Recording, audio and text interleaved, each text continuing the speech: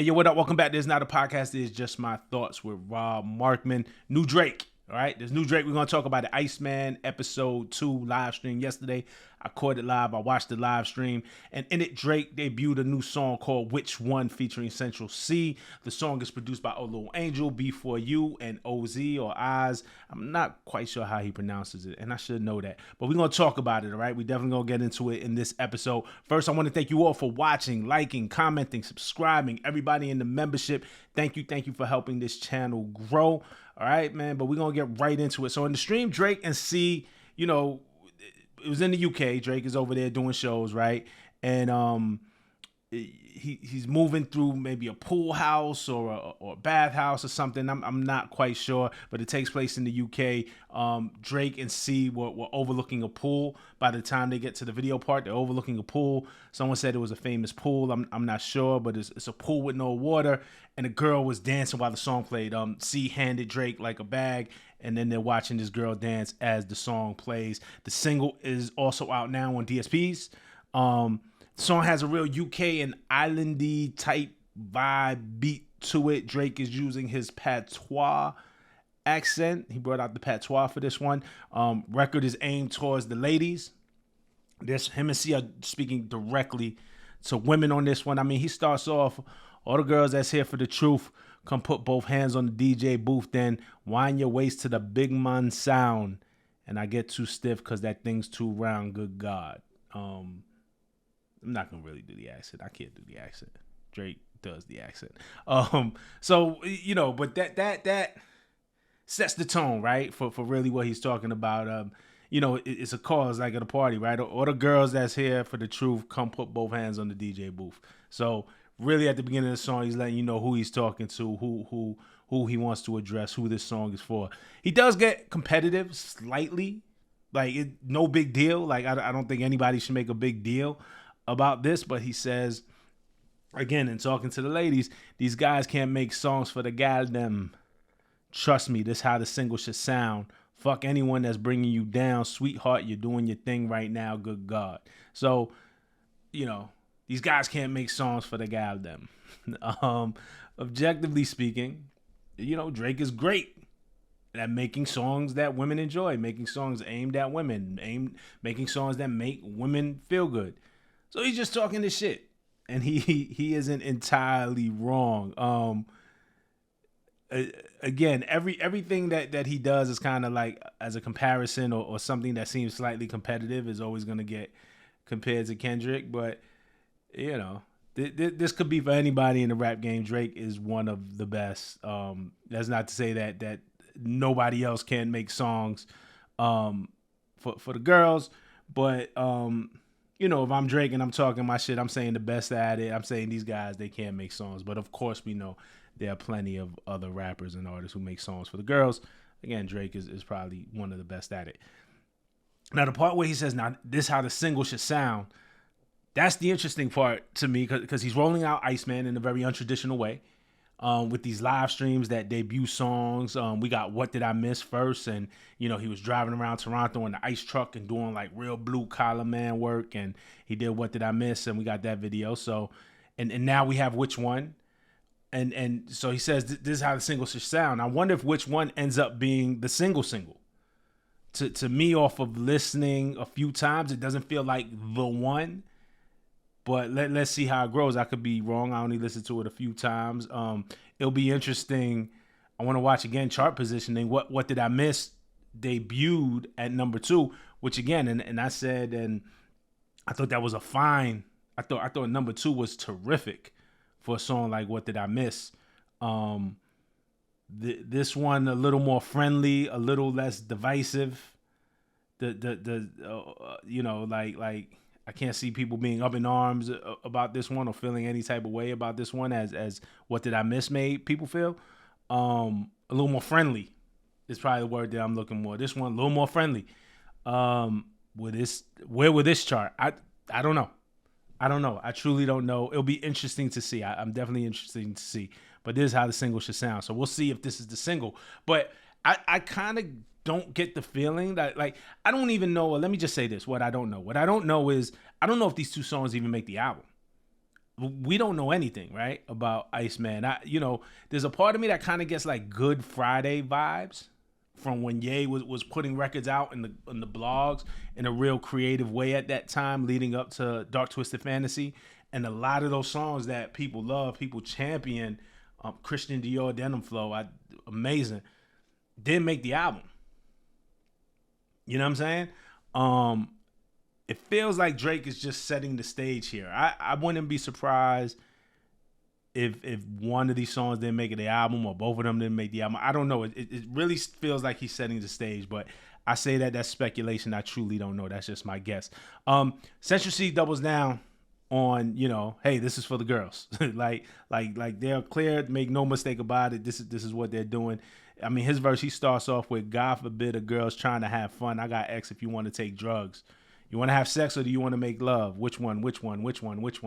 And that's the basis for the song, right? Like this or that. Which one? You want to have sex or you want to make love? So that's why the song is called Which One. But God forbid a girl's trying to have fun.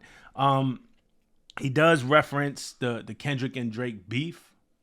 Central Cee does in his verse, but he does it in a playful way too. It's not a villainous way. It's not a way that anyone should get, again, up in arms about. Like, I just don't feel no type of way about it. I think this is some clever rapper shit. When he says, too many gal, now I gotta switch one, turn the hotel to a 20v1. Of course, on Push-Ups, Drake said it was a 20v1, and then Kendrick referenced the 20v1 on Euphoria and flipped the line and sent it back at him.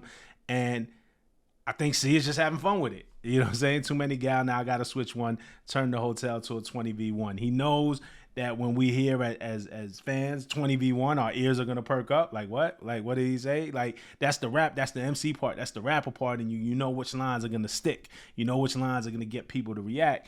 But when it settles in, it's like, that was a clever way to use it, man. He took maybe a tense situation and flipped it. I got too many gal, now I gotta switch one, turn the hotel to a 20v1.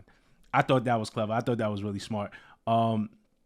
He had another one where he said, junk in the front, could see it from the front. Girl, your body is T, is pain, I'm sprung. Of course, a reference to T-Pain and I'm sprung, right? But of course, Drake fans they've been killing T-Pain. Drake fans have been killing T-Pain for his comments about Drake a couple of weeks ago. And again, no venom here, right? Like C has no venom here, but he's taking current events, taking things that we all know, taking things that's gonna catch our ear, and flipping it in a clever way. That's rap. So I'm not mad at none of this. I think this is all good. The live stream was about 40 minutes long. Found Drake moving like real stealthily through the UK, Manchester, the Piccadilly station. It looked like. I've never been to the UK, so I'm sorry if I got that wrong. But he was being chased by this creepy looking Pinocchio character, which showed up like in the bushes behind trees and then started chasing him on his way to the station. Kind of to me looked like, and it's just me, like the Jack in the Box character from the Jack in the Box restaurant. Drake is carrying a bag that Central Cee gave him earlier, and he's trying to get to the station, and this Pinocchio creepy looking is like chasing him, running him down. And I'm not gonna lie, I'm watching the thing. I'm watching it live like a horror movie, and I'm like, man, I hope he gets away. Like, where's Chubbs? Like I'm sitting here like, where's Chubbs? Like, yo, I gotta help this man, right? Then at the end of the video, he gets into the station and there's an Iceman and there's a coming soon graphic, and the Pinocchio silhouette is in the graphic. So Pinocchio on the long nose, the wooden doll who really wanted to be a real boy. His nose also grew when he lied, so it could represent lies. I've seen some people say, like online and in the live chat when it was going on, that the Pinocchio is maybe representative of the lies that Kendrick said about Drake in the battle, being a pedophile and whatnot, and which I've said 100% of the time you've ever heard me talk about it on this channel in any of my videos, that I don't believe that's true. I don't believe Drake is one. I believe that it was a rap diss. You know what I'm saying? I'm not like looking for the truth in that. And then there was the stuff about Drake having a daughter that we haven't seen any proof of. Who knows, right? So maybe it's that. Maybe is very much, directing the battle and the lies that Drake, believes Kendrick told. It's a thin line between hey man, this is a battle rap. This is me dissing you, and then everybody being like, no, it was a lie. Like, I don't even want to get into that debate.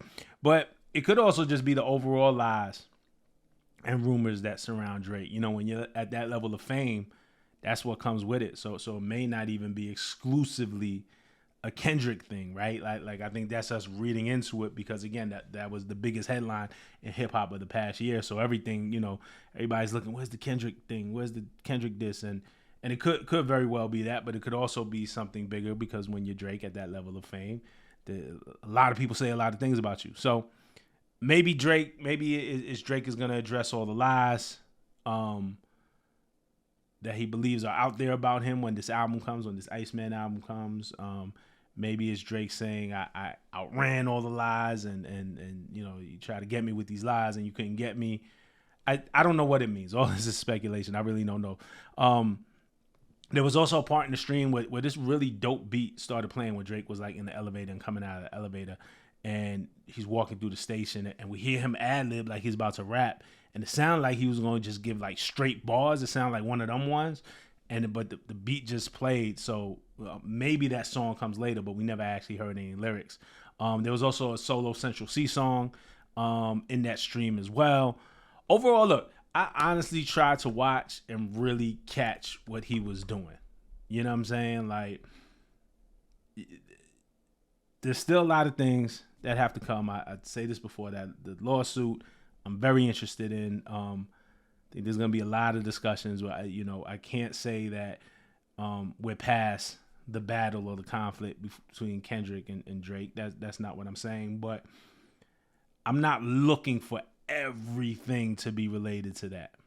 If that's his intention and it so happens to be, so be it. But when I go in and watch it, I sat down and watched this live stream. I said, all right, man, what is he really giving us? What is he trying to say? What is he trying to show us? Where are we going next? Like, I'm really watching with that level of curiosity. There seemed to be some type of message he was sending. I didn't get it like all the way through. Like, it wasn't like apparent to me.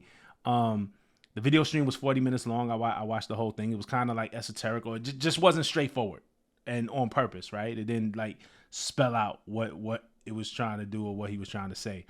I didn't love it. I didn't hate it. I'm watching and feeling like, okay, maybe this all makes sense later. I'm just kind of like absorbing it, right? Or maybe it was just art and it'll forever be up to interpretation. I don't know. You know what I'm saying? But when it comes to Iceman, we don't know much. So I'm going to watch with y'all and go through the rollout and then see where we land, right?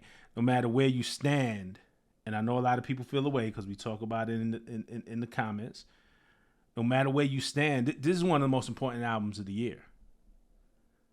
It's going to tell us a lot, and there's going to be a ton of discussion around it. So even most people who say, I'm not a fan, I can't stand him, this and that, like, you're going to listen out of curiosity. I'm addressing, there are fans who just like, I'm not even pressing play.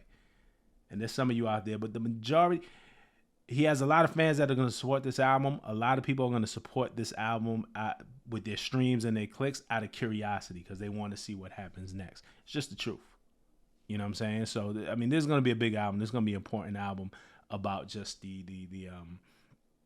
hip-hop and the soap opera of hip-hop and where's it going and what are we going to do next? And so we're going to be watching. I'm going to be watching. I'm going to be covering it. I'm going to be listening. I'm going to be covering it. So hopefully y'all join that ride with me. But I want y'all to stay tuned throughout the weekend, please, because also Freddie Gibbs and Alchemist dropped Alfredo 2.